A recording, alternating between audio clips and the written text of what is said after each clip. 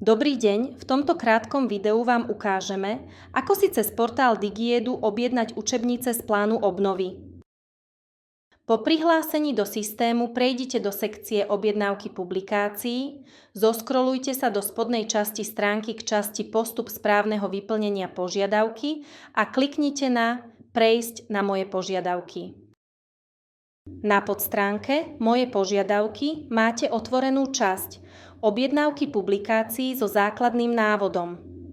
Zoskrolujte nižšie k časti, kde vidíte svoj aktuálny kredit a tlačidlo Detail. Kliknite na Detail.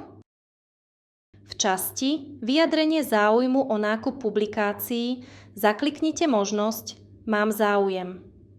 Následne preskrolujte identifikačné údaje vašej školy až k výberu publikácií. Dostanete sa k tabuľke s ponukou titulov, ktoré si môžete objednať. V hornej časti vidíte svoj dostupný kredit a v tabuľke jednotkovú cenu každého titulu vyjadrenú v kreditoch. Obsah tabuľky je širší ako zobrazené okno, preto je možné posúvať ju aj do strán. Najistejší spôsob, ako nájsť konkrétny titul, je vyhľadávanie podľa ISBN. Na stránkach vydavateľstiev je ISBN uvedené pri každom titule.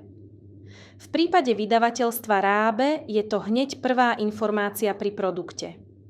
V prípade vydavateľstva Expol Pedagogika je ISBN uvedené vedľa ceny. ISBN nájdete aj v tiráži publikácie, ak ju máte fyzicky k dispozícii. V tabuľke sa posuňte doprava na stĺpec ISBN, kliknite na ikonku filtra ABC a zvoľte možnosť Obsahuje.